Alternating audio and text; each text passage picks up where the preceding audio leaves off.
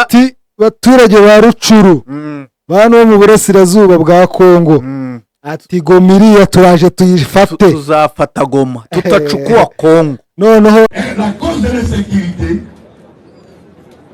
c'est la pauvreté. Nibumaski.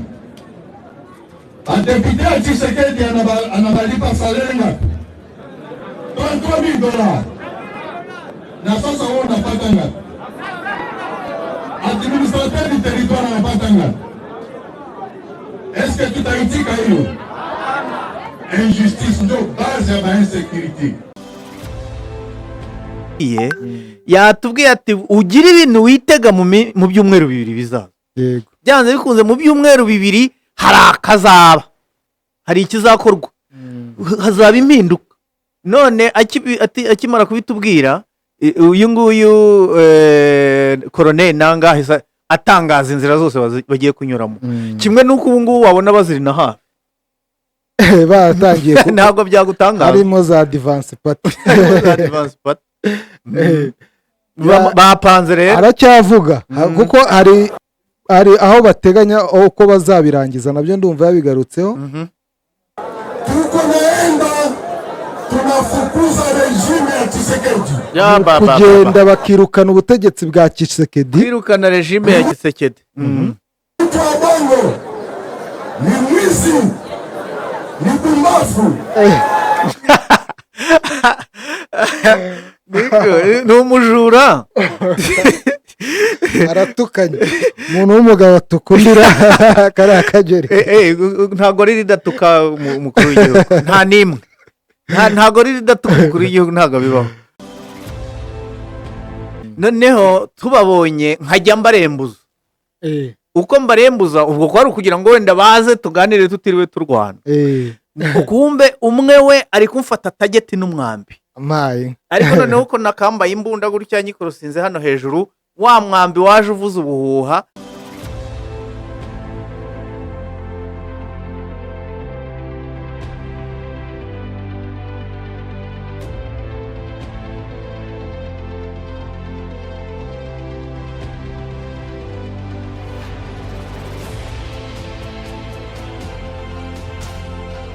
reka tubasuhuze kandi tubahe ikaze mwebwe mwese mwakoze subscribe kuri Bwiza TV, mukaba mukurikirana amakuru ya bwiza.com umunsi ku wundi. Iki ni ikiganiro Uruvugiro, ikiganiro mugiye kugezwaho na Denis Nsengiyumva ndetse na mugenzi wanjye Rutagengwa Viateur. Nanjye nongeye kugaragara mu Ruvugiro. Viateur, ndabona ari ku munsi ufite morale, nagusanganye morale hano kuri studio. Sinzi ikintu cyaguteye morale uyu munsi. Mpamvu mfite morale nuko turi ku mwisho w'ukwezi.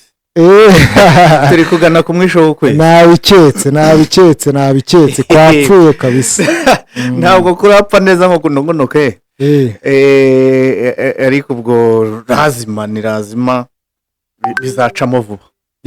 Niko bimeze. Na usibye rero nawe nabonye n'abantu b'ikiwanja nabo morale n'ifuru. Yego. Wabonye ko ubuyobozi bwose bwa AFC yego bwamanutse rwose buti tubazaniye inkuru. Ni nkaho bari baje kudekararira bari abaturage intego ya Alliance Fleuve Congo. Ntabwo bigeze barya iminwa rero, bashyize ahagaragara umugambi w'iriya huriro ribarizwamo na M23. Turebe abo bayobozi ni bande. Ibyo twibazaga turi benshi bashobora kuba babidutangarije ku mugaragaro. Kandi wabonye yuko M23 imvugo zabo ntago zijya zihindagurika nk'iza mukuru wabo Felix. Yego.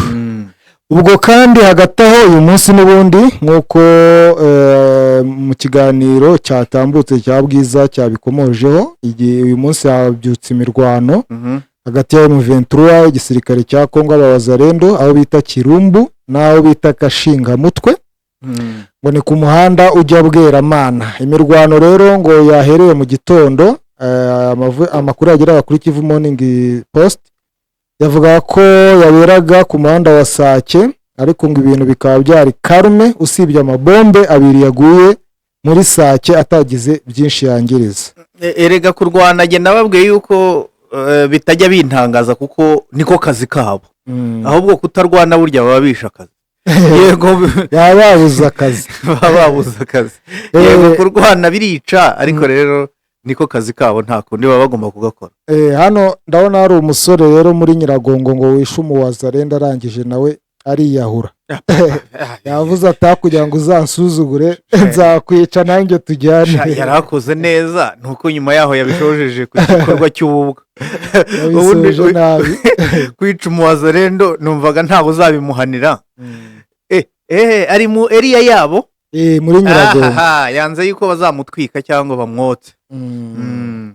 Iyo nkuru nayo turi buyirebeho, turebe nanone ku mirwano bivugwa ko imaze iminsi ibera muri Kivu y'Amajyepfo. Buriya muri Kivu y'Amajyepfo no habera ibintu, ariko abantu kenshi baba bibereye muri Kivu y'Amajyaruguru, ibibere pfiriya ntabwo bajya babyitaho. Naho rero imirwaniriyo kuva ku wa mbere ngo hari imirwano iri guhuza Mayimayi biroze bishambuke niyo bita Red Tabara y'Abarundi. Imirwano imaze kugwamo abantu bagera ku 11, gusa ino Red Tabara yo numvise ivuga ko iyi mirwano rwose nayo ngo iyumva gutyo nta ruhare irimo irayigiramo. Noneho biroze bisambuke niyo yashatse kurira hiti kuri Red Tabara se. Ubwo ngo biroze bishambuke ngo irashaka kwereka amahanga ko nta hantu ihuriye na Red Tabara, kuko ngo bajya bayishinja gukorana. Mu yandi magambo ngo irashaka kwerekana ko nta hantu ihuriye n'u Rwanda. Ni Mayimayi. Mayimayi ndabazi, uze kubambaza. Nuko ndumva ari izo nkuru turi bucemo. Twihuse reka duhere kuri iyi mirwano yabyukiye aho bita Kirumbu. Ntago tuyitindaho kuko ndumva bagenzi bacu bayikozeho mu gitondo. Ngo ni imirwano yubuye kuri uyu wa kane tariki 28 z'ukwezi kwa gatatu hagati y'inyeshyamba za M23 igisirikare cya Kongo kiri kumwe n'abawazarendo muri Kirumbu naho bita Kashingamutwe. Kashingamutwe. Ase iyo bavuga Gashingamutwe ni amazina yo muri Kongo yenda gusa nayina. Ubwo baba bakigize ikizayirwa cyangwa n'ikindi. Hari n'ibere ry'inkumi ngaho. Meki ntiyajyaga bitubwira ngo umusozi witwa ibere ry'inkumi. Aha rero ngo ni ku muhanda ujya bita Bweramana.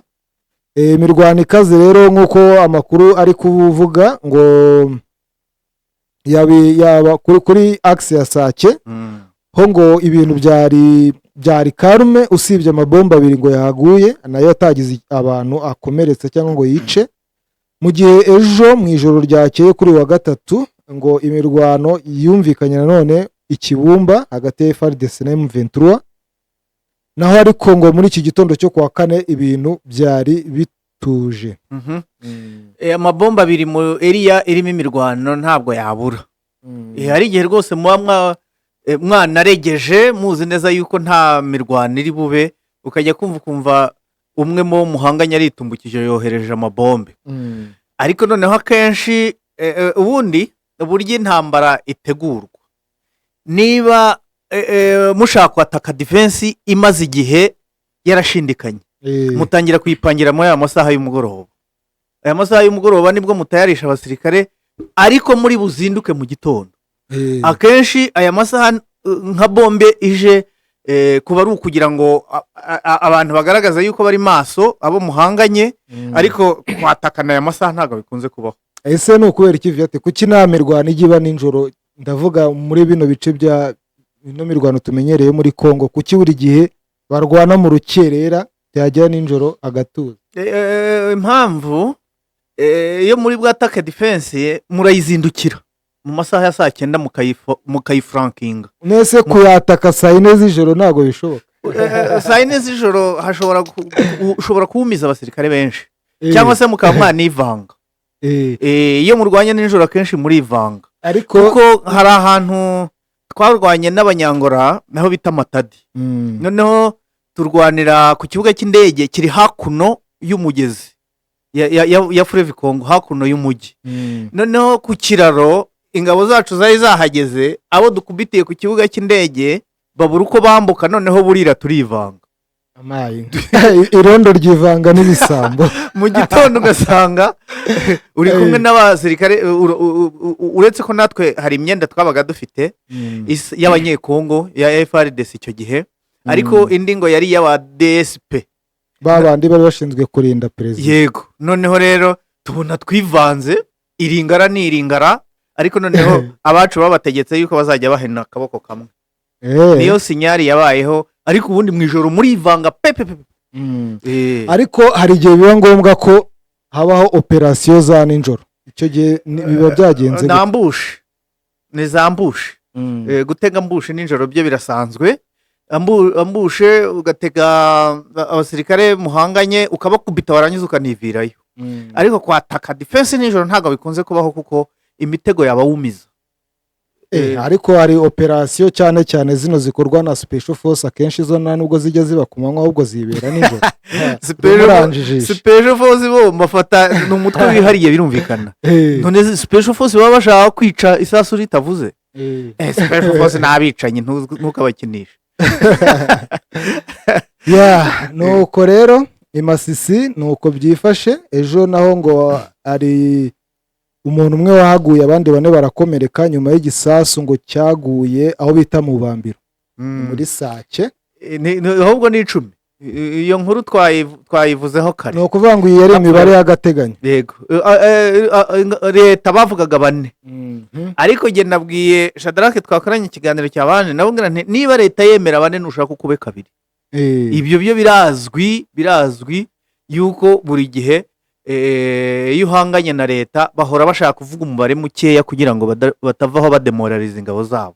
Hanyuma sinyeshyamba zo zivuga mwinshi kugira ngo bose ni kimwe. Nta muntu ugipfa gushyira ku karubanda umubare w'abantu yapfushije. Yego, ibyo biramenyerewe mu gisirikare. Hanyuma ariko burya bashatse kuwumenya wajya aho bashyingura cyane cyane muri mwirimbi ryabo. Aho ngaho kabisa nibwo ubona ukuri. Hanyuma tukiri kuri ba Wazalendo reka turebe noneho uyu musore ngo mu ijoro ryakeye kuri uyu wa gatatu mu mudugudu wa Mugerwa ni muri lokalite ya Kibati nako muri groupement ya Kibati muri teritwari ya Nyaragongo. Biravugwa ko umwana w'umuhungu w'imyaka 17 ngo yishwe. Yego, niba yishwe niba ariwe wiyahuye ngo this young man was murdered by Muzalendo. Uyu mwana w'imyaka 17 yishwe n'umuwazalendo wo mu mutwe wa IPCRC mu giturage cya Mugerwa nyine muri Kibati mu saa 12 z'umugoroba. Hanyuma uwo muwazalendo ngo yararimo arizererera gutyo biraho tu riba yarahuye n'uyu mwana akamurasa. Societe civile niyo yatangaje ko arimo arazereraho ngo nyuma y'iki gikorwa rero ngo warashe ngo yahise afata ngo yahise yihindukirizaho imbunda. No muwazalendo wishe mugenzi we. Yego, arangije nawe ariyahura. Niko bimeze. Uyu mwana w'umuhungu ni umusivile yishwe n'umuwazalendo ahubwo umuwazalendo amaze kumurasa nawe ariyahura. Nuko yakoze yari yanyweye ibiki yakoze cyangwa yamwiciye yakoze umuwazalendo kuba yiyisheho aho ni sawa. Zino mbundi cyakoze ziri mu baturage ba Kongo uzamurebe ibyazo mu myaka myinshi iri imbere. Ni nk'uko byagenze naha mu Rwanda 9-2-9-3 ubwo batangaga imbunda mu cyo bise autodefense.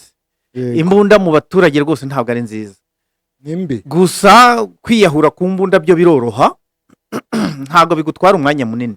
Upfa kuba wamaramaje wafashe umwanzuro gusa ubundi gukora mu mbarutso rimwe gusa nugutunga hano ubundi ugakora muri twiga ubwonko bugatumbagira mu kirere neza.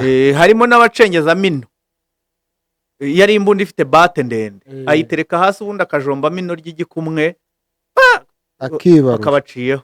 Ariko pisto yo biroroshye no gushyira ku gahanga. Ariko imbunda yica vuba kabisa. Irabangutse banza utamenya ko wanapfuye. Siyo mpamvu se ntabwo umenya ko wapfuye cyangwa sinzi. Okay, ngira amahirwe sindirasa. Sindirasa uretse kuba wenda narahuye na bombe. Ariko ubundi umuntu wishwe n'imbunda ujya kubona ukabona yimanukiye gahoro gahoro yirambitse hasi. Viate, twahereye mu nkuru wavuga ko turi guca hirya no hino ibivugwa hirya no hino, ntabwo turinjira mu kiganiro nyirizina. Mbere y'uko tukinjiramo, reka nanone tubanze tuvire rimwe kuri iyi mirwano ngo ihuje Mai Mai biroze bishambuke na Red Tabara kuva ku wa mbere, imaze kugwamo abantu 11. Iyi mirwano ngo ibera hitwa Ikitumba muri teritwari ya Fizi mu ntara ya Kivu y'Amajyepfo mu burasirazuba bwa Repubulika ya Demokarasi ya Kongo, aho inyeshyamba zo mu Burundi zo zihakana ko zagize uruhare muri iyo mirwano, zivuga ko ahubwo ihuje imitwe ibiri ya Mai Mai. Ubwo Red Tabara nyine irabyihakanye. Ariko iyo bavuga yuko harashwe Burundi, Red Tabara ibihise ivuga yuko ari yo cyane. Ubundi bivugwa ko muri iyi nkuru bivugwa ko Mai Mai biroze bishambuke ihanganye na Red Tabara. Red Tabara ariko nayo ikaba iri kumwe n'irindi tsinda rya Mai Mai bita Ngoma Nzito. Ariko Mai Mai kera ubundi barwanishaga imiheto n'imyambi, ariko ubu ngubu umenye bose barabonye intwaro, bose babonye, kuko kiriya gihugu cyuzuyemo intwaro nyinshi cyane rwose, nawe uyishatse wayibona. Uretse ko nta gahunda ufite yo kugura imbunda, ariko uyishatse wayibona, kuko yewe aba Mai Mai twigeze gukora operation yo kubahiga aho bita Kasongo. Kasongo ni ahantu uvuye Kindu ukambuka uruntu rw'urugezi ukajya hakurya mu mashyamba menshi cyane. Mai Mai twigeze guhura nabo, noneho tubabona imbere, nige muntu wari imbere y'abandi basirikare bose, iyo section nige wari uyiri imbere. Noneho tubabonye nkajya mbarembuza, uko mbarembuza ubwo kwari kugira ngo wenda baze tuganire tutiriwe turwana. Ukumbe umwe we ari kumfata tageti n'umwambi, ariko noneho uko nakambaye imbunda gutya nyikorosinze hano hejuru, wa mwambi waje uvuza ubuhuha, aho kugira ngo nkubite upfumura bate y'imbunda iramanyuka. Ariko ubwo iyo mba ntayambaye tayari Mai Mai yarampitanye. Buryo umwambi ugira imbaraga zingana. Ariko nibutse ko bari bafitemo n'imbunda imwe, kuko baduteza mbushe baraturasa, ngo uzabarase sunababone, reka ntumenye ahantu buri giti. Noneho ya miti yabo irakora. Senzi ishyano ngo amazi bitera ngo ku buryo barasa amasasa akajya ngo agahinduka amazi. Oya, buzi kwihisha mu mashyamba, ntabwo ari imiti, ni inyeshyamba, buzi kwihisha mu mashyamba. Muri iyo mirwano rero, nk'uko ano makuru dukesha Kivu Morning Post akomeza avuga, ngo ino Mai Mai biroze bishambuke iyobowe na Hassan Mbakanyi yapfushije abantu 4, mu gihe abandi 18 bakomeretse. Ku ruhande rwa Mai Mai, Ngoma Nzito na Red Tabara nabo ngo batakaje abarwanyi 7. Noneho ino Mai Mai rero biroze bishambuke ngo isobanura ko yagabye igitero ku mutwe w'Abarundi kubera impamvu imwe, ngo ni ukwerekana ko tudakorana n'u Rwanda. Ngo turashaka kwerekana, ubwo ni koti, ngo turashaka kwereka abaturage ba Kongo ko tudakora mu izina ry'u Rwanda, kandi ko tudakorana n'iki gihugu, cyane cyane n'imitwe gishyigikiye. Mfata none se bagiye kurasa Red Tabara kubera yuko perezida w'u Burundi yavuze yuko bafashwa n'u Rwanda. Noneho ubwo nabo bashatse kugaragaza yuko bafatanyije na leta mu guhangana n'u Rwanda cyane. Ahubwo bakomeza no gushimangira ko Red Tabara, barashaka no gukomeza kwereka isi ko Red Tabara ifitanye isano n'u Rwanda. Niya politiki iciriritse, nayo nyumvira politiki yo mu Mai Mai. Amakuru bagera ku rubuga, nabo bari mu kazi. Ku rubuga SOS Media Burundi w'amakuru agira aravuga ko ngo igitero, ngo mu by'ukuri ngo ari amakuru yerekana igitero gishobora kugabwa n'abasirikare b'Abarundi n'abanyekongo ngo ku birindiro bya Red Tabara. Ngo Mai Mai biroze bishambuke rero bakunze gushinja gukorana n'izo nyeshyamba zo mu Burundi, rero ngo irashaka kwereka igisirikare cy'u Burundi na FARDC ko nta mubano bafitanye. Ntacyo nibiyerurutse muri ubwo buryo, uretse ko yombi ni imitwe idafatika, yaba Red Tabara yaba Mai Mai, ngo nibiroze bisambuke, ariko muzambarize icyo bisobanuye.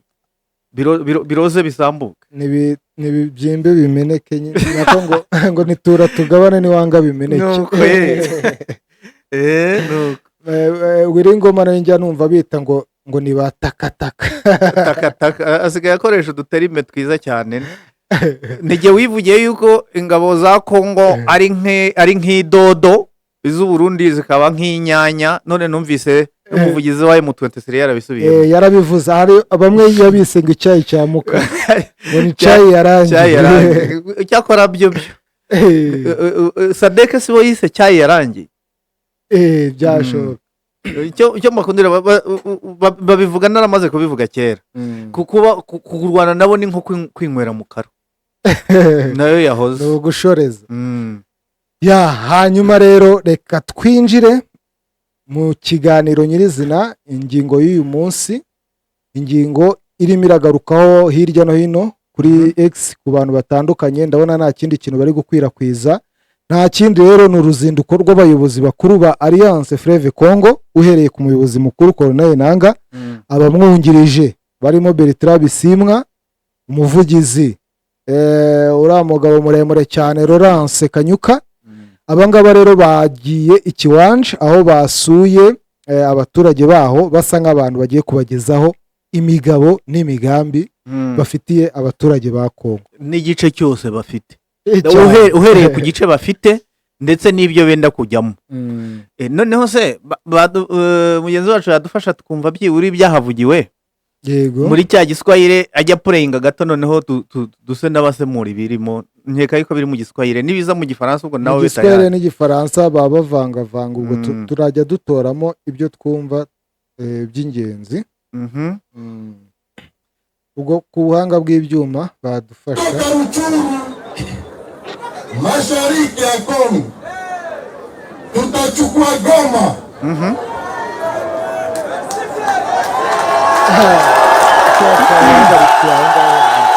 Ati baturage ba Rucuru, bano bo mu burasirazuba bwa Kongo, ati Goma iriya turaje tuyifate. Tuzafata Goma, tutachukua Kongo. Noneho nabyo guca ku ruhande. Ako ubona ko ari igihe ubona M23 na Alliance Fleuve Congo hari ukuntu bijya kubusana. Yego, M23 ntabwo ijya itangaza ibintu nk'ibi ngibi ngo tugiye gufata hango tugiye gukora. None tutachukua Kongo, arakini sikugani, icyo nicyo dushigaje kumenya. Sikugani uyu ngo yari kwavuze Goma. Yes, tutachukua Goma. Uretse ko n'ibindi ubwo sikugani bakomeza bikine tubigereho.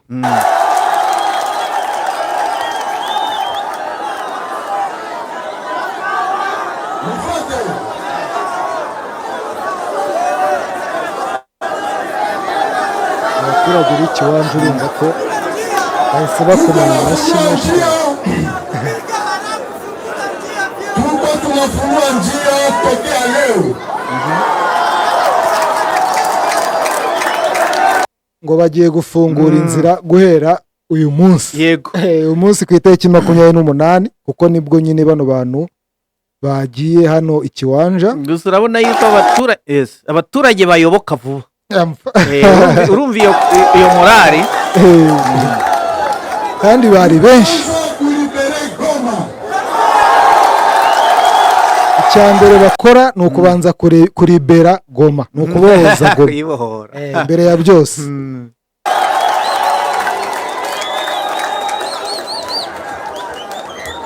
Lakini Goma si objective yetu. Ngo ariko Goma ntabwo ariyo ntego, ntabwo ariyo bagendereye. Yego, reka twumve icyo bateganya. Ni njia tutatoka kwa mashariki, tutaenda mwisho magharibi. yego, ni inzira bazanyuramo bava mu burasirazuba berekeza mu burengerazuba. ubwo rero ngo ifatwa rya Goma urabyumva, ikibuga cy'indege bashaka cyane. Hanyuma icyo kibuga cy'indege nicyo bazajya bavaho. Kiriya kibuga cy'indege rero ni inzira nk'uko byagenze cya gihe cya Kitona. Uzi neza yuko ubundi muri kiriya gihe cya RCD Goma ku Kinshasa byari kuzatwara amezi agera muri 6. Ariko noneho kiriya kibuga uzi neza yuko bashimuse indege, noneho iragenda ikwa Kitona. Buriya rero umunsi bafashe Goma muzitege yuko hari indege izahaguruka nk'iriya. Kuko iriya ndege ihaguruka Igoma kiriya gihe cy'9 mu kwezi kwa 8 tujya Kitona, ubundi yahagurutse Igoma igenda kuri communication bavuga yuko bagiye guhemba abasirikare ba Kitona. Noneho sasa Kitona mu gihe bakibaza Kinshasa niba hari indege bohereje ibitangiye kurandinga ku kibuga. Irandinze ku kibuga babashije kwirasa udusasu dukeya n'utubombe mu kirere, ariko igwa hasi. Ntabyo kwirirwa umupilote avuga ngo ariruka ikibuga cyose. Aho yakojeje amapine yafungiye hafi, ahita akingura inzugi, abasirikare basimbuka nta n'urwego bahita batangira kurwana. Ubwo rero uyu mugabo ibyo yavuze birasa n'ibyabaye kiriya gihe cy'98 igihe twagendaga ku itariki ya 3.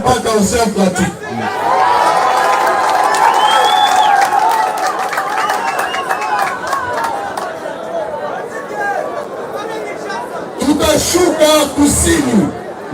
Manake tunaenda Bukavu, tunaenda Kalemi, tunaenda Kamina, tunabeba Kolwezi mpaka Lubumbashi. Na ndio penyewe Fleuve Congo ilianzaka. Uwo ariko ni Corneille Nangaa. Uwo ni Corneille Nangaa rwose ati ibukavu turimo turaza turajya Kolwezi, turajya za Lubumbashi, za Kamina, ibintu byinshi. Ubwo reka twumve ko agera ni Kinshasa.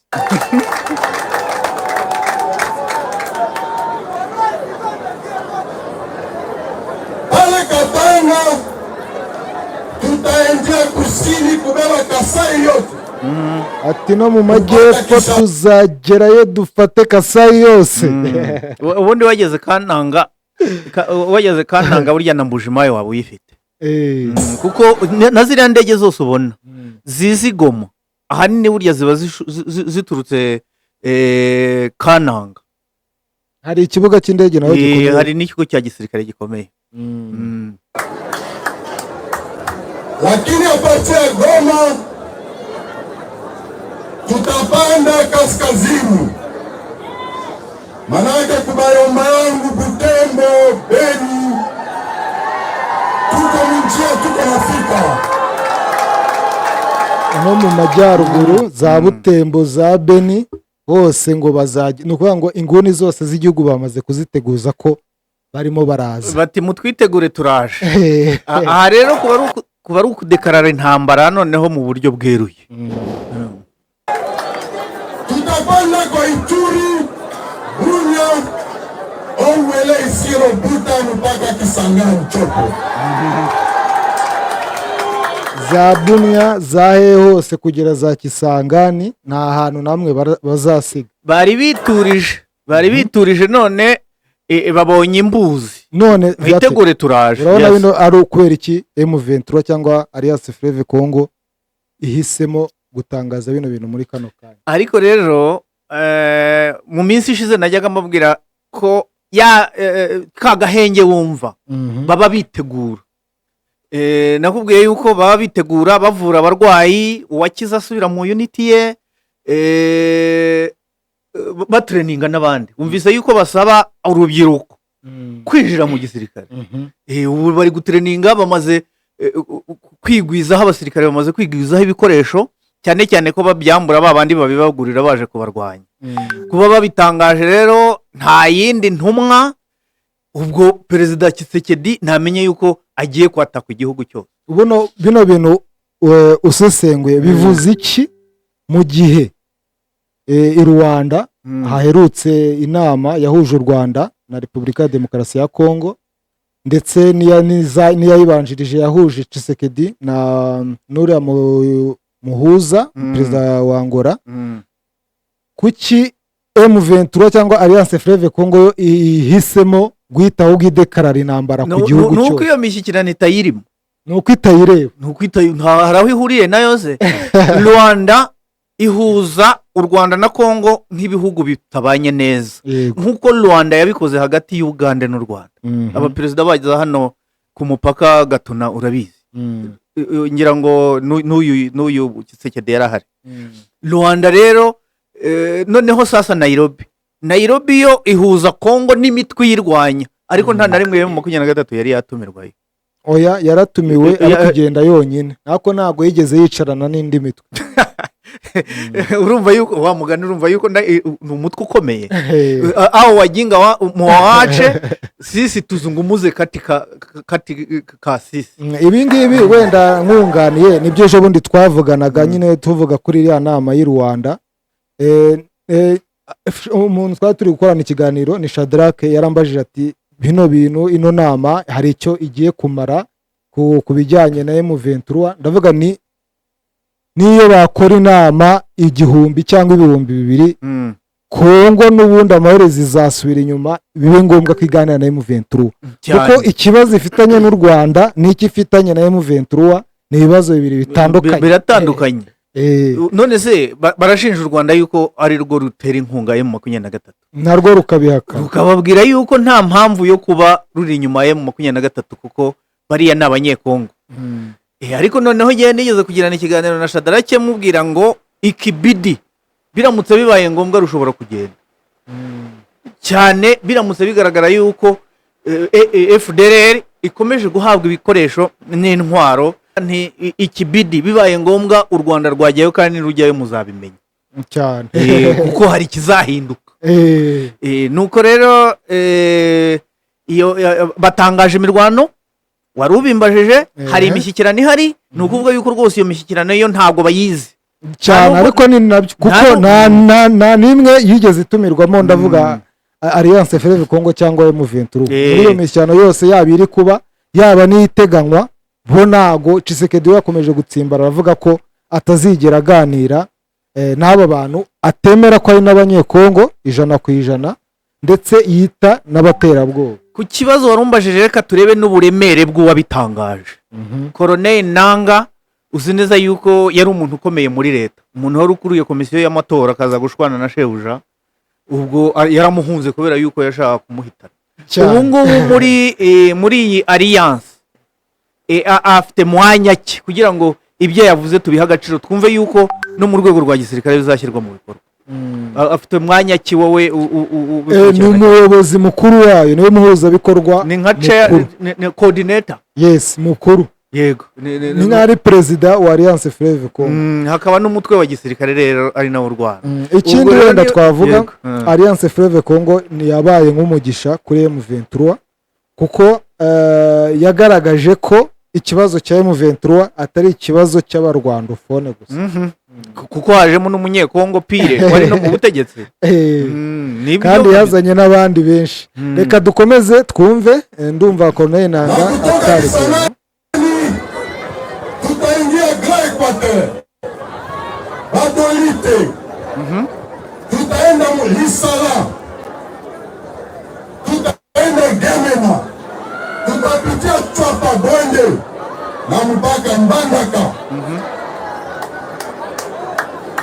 Urumva avuze hafi ntara zose. Tukimaliza Mbandaka Grand Equateur tutabeba Grand Bandundu, tutaanzia Inongo manake Maimbo, tutaishia Grand Bandundu manake Kwilu, tutapitia Kenge ndio Kwango. Ari kuvuga zino ntara zose. Tutavuka tunafika Kinshasa na Kampala. Ari kuvuga ukuntu bazagenda. Bageze Kinshasa nonaha. Yabanje urebye ukuntu n'ibintu navuze wagira ngo ni ikarita bafite yariri mu mutwe bapangiwe no kuntu bazagenda. Urebye ukuntu ya advancinga yavuga ati tuzavigoma tugiye Bukavu. Yego, aramanuka aje muri Sud Kivu azazatanganyika, avuga ko bazagera za Katanga, za Horomami, za Ruaraba. Arangije yerekana n'indi kintu gisa nk'indi front yo mu majyaruguru. Aravuga ati tuzagituri ho uwere ba uwere chopo. Asanga ahubwo Bakongo ntiyayivuze. Yayivuze zino ntara zose yazivuze kugeza ageze noneho hano i Kinshasa. Yavuga za Matadi na za Boma na za Mbanzangungu nibwo nari kubyumva vuba. Ubwo ariko yavuze intara, ntabwo yavuze imijyi y'intara kuko za Equateur yazivuze Ubangi. Komeza twumve nimba hari ibindi arenzaho. Kinshasa utaenda Kinshasa. Kinshasa tutabeba Matadi mpaka Boma mpaka Mwanda na nazo tutagomboa Kongo muzima. hamwe navugaga ni hashoje bazamanuka Matadi, Kinshasa bajye Matadi na Boma na Mwanda. Aho ngaho ni imijyi yegera umujyi wa Kinshasa. Tipa AFC mpige mikono. Enyewe liko Kongo muzima. Apatia Goma. Mtuchunge, mwanze kuzorone, tufanye hiyo revolution na tutengeneze inji. Ngwigoma babategereze. Goma kuba mvuga Goma cyane jewe ndabona asa naho ayifite dukurikije n'uburyo bamaze kuyiniga. Oya nuko ari iri hafi yabo. Yego ntago bajya Bukavu baciye kuri Goma. Yego ndabyumva. Ariko yo bigaragara ko bayifite kuko yavuze yuko ari inzira izabafasha kugenda, izabavana muri east ibajyana muri west. Wafanye haraka sasa. Yego n'urugendo rurerure nibyo. Wa mugani mu kiganiro kibanza Meki hari ibyo yatubwiye ati ugira ibintu witega mu byumweru bibiri bizaza. Yego byanze bikunze mu byumweru bibiri hari akazaba, hari ikizakorwa, hazaba impinduka. None akimara kubitubwira uyu nguyu Colonel Nangahe atangaza inzira zose bagiye kunyuramo, kimwe n'uko ubu ngubu wabona baziri na hafi batangiye ntabwo byagutangaza, harimo za advance party bapanze rero aracyavuga kuko hari aho bateganya uko bazabirangiza, nabyo ndumva yabigarutseho. Tuko naenda tunafukuza regime ya Tshisekedi.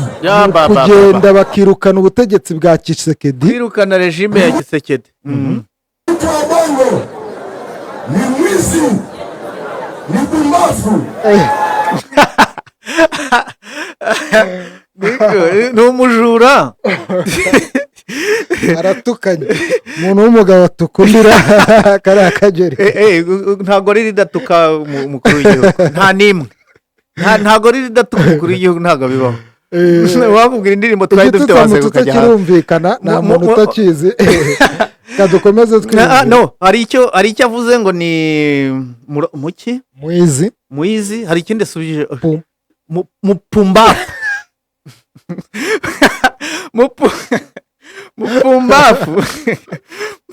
Mupumbafu nukuvuga ngo n'uruntu rw'urugoryi. Aveviyate averaho datuka umukuru w'igihugu. Ndaka ndarengana avutazakoresha ntacyo ari bunkoreho. None ndi gusemura ibyo bavuze. We pumbafu kujya hapa wowe wakiguze ngino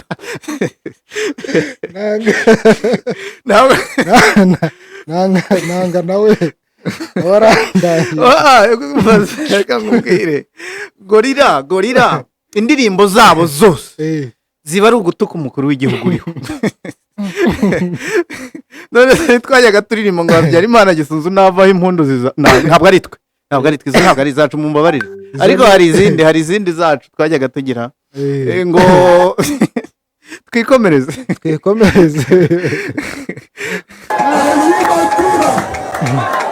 Aliiba election na sisi hatumujue kama iko president. Ngo yibye amatora natwe ntabwo tumuzi nk'umukuru w'igihugu. None siyo mpamvu yamwirukanye kugira ngo abone uko yiba.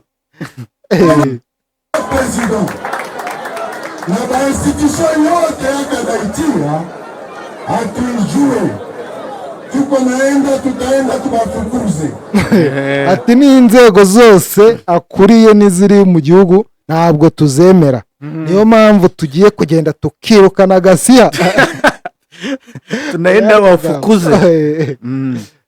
Tuko naenda tutie kuishi pamoja, tutoshe tribalisme, tutoshe badetournement, tutoshe bongo, tutoshe bapromesse non tenue.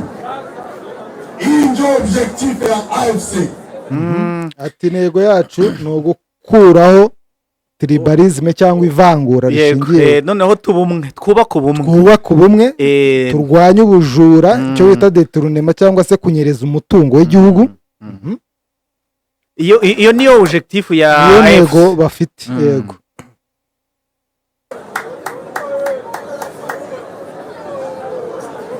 Sasa naambia mambo ya AFC bote kwenye biko kuanzia na Goma, msiogope, mtoshe boka.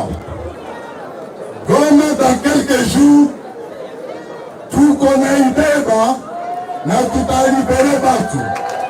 noneho gumayo rwose ngo nta n'icyumweru kiri bushire, aha ati ni mu minsi mike aha turaba tuyifite. ibyo kuvuga bigiye kuboneka. ati abantu bari Goma ntimugire ubwoba, turaje tubakombore. ahubwo bagiye gutangira kwiyambukira mu Rwanda. natangiye kubona imodoka z'abakongomani nyinshi hano muri ubundi Kigali. abifite nta n'umwe ubigo bashaka iki.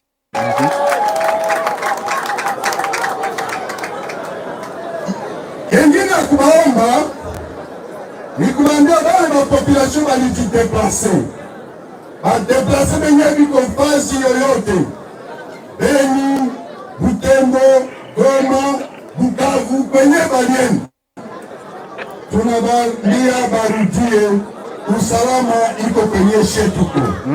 yego abo ni abava mu byabo. yego ngo nibagaruke kuko aho bari umutekano ni wose, nibiyizire. Tunawaambia warudie, nibiyizire mu gice barimo kuko umutekano ngo salama iko, umutekano ni wose. nuko rero hari ikindi rero yavuze bazakora nibamara gufata ubutegetsi. yavuze ko Kongo izakomeza kuba igihugu kimwe. yego abatekerezaga ko Kongo ishobora kuvamo ibihugu byinshi byigenga basubiza amerwe mu isaho, ariko yavuze ko nubwo azaba ari igihugu kimwe kizaba gifite icyo bita etat federal, gifite cyangwa se guverinoma nkuru, ariko hari n'izindi za guverinoma leta zihari zigenga cyangwa zifite ubwigenge runaka, ariko ziripotinga kuri guverinoma nkuru, ko zifite ukuntu zigenga mu bukungu, mu bwirinzi, mu mutekano bose birwariza. ibyo birasa nabyo ahubwo. ariko ibindi ngibi mu bihugu bingana kuriya niko bikora. uhereye muri za leta zunze ubumwe za Amerika, buriya n'Uburusiya ni etat federal, za Sudani nuko zimeze, za Ethiopia niko zimeze, no muri Kongo rero nabo birashoboka. birashoboka. abantu batekerezaga yuko M23 igamije gufata kiriya gice ngo kibe leta yigenga, gisaba ubwigenge muri UN nk'uko Sudani zombi zacitsemo ibice bibiri. uretse ko naho wenda bitaratungana, hepfo birahosha, ruguru bigashyuha. ubwo rero bo objectif ni ugufata igihugu. yego rwose aka kanya kugifata ku munwa, azungurutse igihugu cyose tayarageze Kinshasa, asozereje muri bya bice twarimo cyagiye. ariko noneho ni urugendo rurerure my friend, birasaba ibikoresho, birabasaba abasirikare, birabasaba tekinike. ni ukuvuga ngo biyemeje rero, nta kundi. nezere yuko batazivuguruza nk'uko mukuru wabo bigenza. buriya twizere ko biteguye bihagije, ibyo bavuga bagiye kubishyira mu bikorwa. nanga yambaye inifomu, yafunze inifomu rwose na butine hasi za gisirikare, kuva hasi hejuru yabaye umusirikare. noneho n'icyanwa agiteretse, sinenzi ko afite imvi zingana kuri mu bwanwa. ubundi namubonaga yogoshe. biriya bifite icyo bivuze. bivuze ko arimo ndani, ari mu ishyamba. bamutere isaruti nawe ayisubiza, ari ku rugamba. yego. ubu nta mikino. aha rero biba bigaragaza ko iyo ubonye umuntu wari uri muri leta akaza kukwiyungaho, biguha imbaraga, biguha imbaraga cyane. ndetse burya RPF nayo hari abantu bayigiyemo baturutse muri leta ya Habyarimana bayiha imbaraga. urugero nka ba Kanyarengwa Alexis, ba Bizimungu uriya, n'abandi. uzi ko bagiye bashyira hamwe kugira ngo bitagaragara yuko wamugana ari igisirikare kimwe cy'abantu bari hanze. nawe rero kuva agezeyo bibahaye imbaraga cyane. n'abari abaturage urebye ukuntu barisipondinga ibintu yavugaga, ubona ko bafite icyizere ko noneho ibyo babwirwaga ko abatewe n'u Rwanda barasa nk'ababonye ukuri, ko ahubwo bahejejwe inyuma n'igihugu. babonye ko nanga, usibye ko mu bintu twakinye ntabwo twabyumvishe ko yabivuze nabyo. yavuze ko ikindi kintu bashaka guca ari guca biriya bintu byo mbese arashaka kuzana uburinganire mu gusangira ibyiza by'igihugu. hari ahantu yavuze ati twumve ukuntu imari ziva muri Noru Kivu zikajya gukiza abantu b'i Kinshasa, hano hagasigara ubukene bungana gutya. buriya batangiye kwitegereza bafungutse amaso. Mm. bamaze buriya bari kugenda bareba icyo abanyekongo bakeneye. cyane ko uyu nguyu n'umunyapolitike wabaye muri leta Cyane. ibikorerwa yarabizi ari ubwo bujura bw'amajwi arabuzi. yarayamwibiye mu ubushize. ubu ngubu yanze kuyamwibira aramubwira ati toka genda. harya ubundi yagiye muri AFC bajya hari i Nairobi. uzi neza yuko inama yabahuje yabereye i Nairobi byanariye Tshisekedi cyane ndetse ahamagaza na ambasaderi wa Kenya Kinshasa ngo ajya kubisobanura. ariko Kenya bo baravuga bati ibyo byanyu mwebwe imikorere yanyu ntabwo ariko twebwe dukora. niba abantu bakoreye inama i Nairobi ni uburenganzira bwabo. byaramuriye cyane gutakaza umuntu nk'uwo biba ari ikibazo cyane. kandi umuntu uzi ko anabitsa amabanga yawe menshi. icyo gihe kumanaginga biba byakunaniye. kumanaginga umuntu bikunaniye akagucika aragenda akagusakuriza nyine. amusakuriza avuge kandi byumvikane. ubu ngubu twavuga ko imirwano igiye gutangira bushyashya. none wabihakana. noneho ni intambara yo gukonkaringa, nta nubwo ari intambara yo kwirwanaho, ni ugufata. meke yaratubwiye ngo M23 ubundi yavugaga yuko itari yarwana ari ukwirwanaho. ubu rero noneho igiye kurwana, igiye kwatsa umuriro. ni ukuvuga ngo uwahigaga agiye kuba umuhigi, uwahigwaga agiye kuba umuhigi, uwahigaga aba umuhigo. ubu nta byo gutegereza za sikoyi n'iki birirwa babundabunda mu ndake no muri communication. bagiye kwataka bakubita amadifense. ubu rero hagarara Sadek ikubitwe kahave. Sadek kandi nayo iravuga ko itararwana. baraje bababone. kandi noneho burya mu bijyanye n'urugamba ndwiyanga, burya aho guterwa watera. kuko wowe ugenda wabipanze wabitekinitse. yego mbere y'uko ugera muri defense hari utuntu ubanza guhura natwo tw'uburinzi buba buri imbere. ariko burya aho guterwa watera. kuko hari igihe ugutera iyo yagutunguye kuko yakurekinze neza arakwangiza no kwirwanaho ntubone n'umwanya wo kwirwana. agutesha defense, akagutesha intwara, akagutesha ibifaru, hakaba n'abiruka bambaye ubusa. hari ahantu umujenerali yirutse yambaye ubusa, niba ari ahantu bita Kasanguru, ariruka turumbuka mu nzu n'agakabutura akizwa n'amaguru. amayesikoti niba bamwirutse inyuma bamushyira imyenda, ariko bamwe baranarashwe. niba ari mabira ariko we yaducikiye mu gifara. ndumva amakuru saa ya buriya twari dufite. hari ikindi twibagiwe nyuma y'iyo nkuru se warenzaho iyi? twabivuye mu zini muzingo rwose. gusa tubihanga amaso abigoma. gusa abanyekongo buriya abigoma nta nubwo bakwiye kugira ubwoba, kuko nubwo Goma isa naho iri mu kabogisi yanizwe. abanyekongo ikintu nabakundiye ntabwo bahungira intambara kure. bigira iruhande aho amabombe n'amasasu bitavugira. maze amasasu yahagarara bakiyizira bakagukomera amashyi. bajyaga bakora 200 turi ahantu bita Matadi, bagakora 200 tugacamo hagati, ariko tunyorosha twambuka dukomeza ahandi. badukomera amashyi. ariko noneho b'abakongomani nyirizina twabaga turi kumwe bo bagasigara baserebura. guserebura byo barabishobora. guhunga ni ibintu bashoboye, no guserebura baserebura umujyi batafashe. nibagiye kureba nimba ari icyo ku ruhande rwa leta bavuga kuri ibi bintu. Henry Maji, ancien vice-président de la Ligue des jeunes du PPRD, s'affiche aux côtés de Corneille Nangaa. ngo n'uwo bita Henry Maji yahoze ari vice-président w'urubyiruko rw'ishyaka PPRD rya Joseph Kabila, nawe ngo yagaragaye iruhande rwa Corneille Nangaa ikiwanja. izindi ngufu. ariko niwe wambajije urushize ngo kuki Joseph Kabila atajya kwifatanya nawe mu 23. none se ko numva perezida w'urubyiruko rw'ishyaka rye nawe yagezeyo. nawe yarahageze. noneho uzi ikintu gitangaje se? bino binyamakuru byegereye leta cyangwa abantu banyamakuru, usibye nk'ako kantu Kabumba bavuze ati runaka yagaragaye aha, nta n'umwe uri kuvuga ubutumwa Nangaa yatangiye hariya. nta n'umwe uri kuvuga ko Goma benda kuyifata. oya ahubwo bagiye mu hariya wasiwasi ubu yaba Sadek baba Barundi barahagurukira bavuze ati noneho baba tipe noneho bagiye kuza kagasigane kari gahari.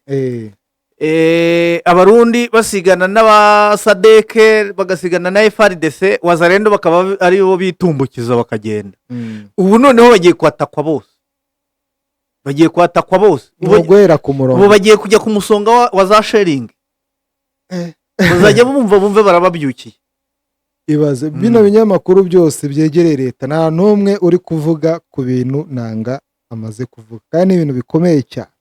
Reka dutegereze wenda byirengagije mu gitondo turasanga hari ibyavuzwe. ubu banze kuvuga ubu ati ibyo bintu nagira umuntu ubivuga ati abaturage b'Igoma twajya kubona tukabona bahise bagenda abasirikare barigoma b'abanyabwoba bagatangira gukuramo inifomu bambara cyane ubundi bahora bayigeretse urabona ni nayo mpamvu naje gusesengura nambaye iyi mododo imbere ushobora gushyiramo andi mashati 3 hasi ugashyiramo amapantaro 2 babyita ngo rongora teni bavugaga rongora teni nkayoberwa ibyo ari byo ahita akuramo teni akajugunya hanyuma akibera umusivili akajya kwinywera akanyanga n'urumogi.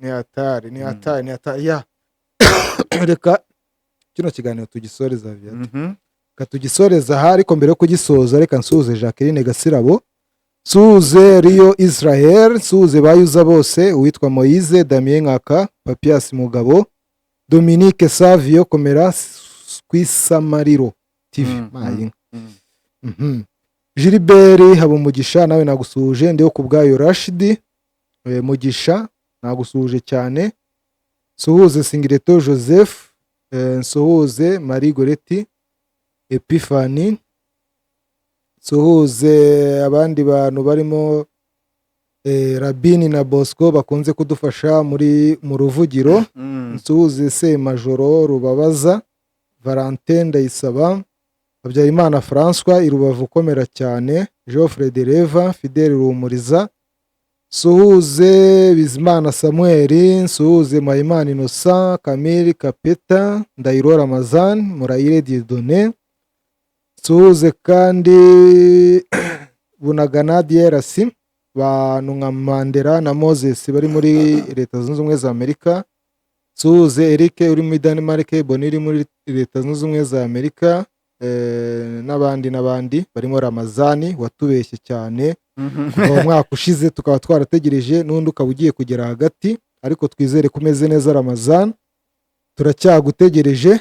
Vyatereka dusoreza ngaha nabo tutavuze mu mazina bose, ikiganiro uruvugiro kirabasuhuza mu izina rya Denis Nsengiyumva ndetse Rutagengwa Viateur, nanjye ndabasezeye bye. Yes, tushimire na Shadrack wari ku buhanga bw'ibyuma, mukomeze mugire ibihe byiza, ciao ciao.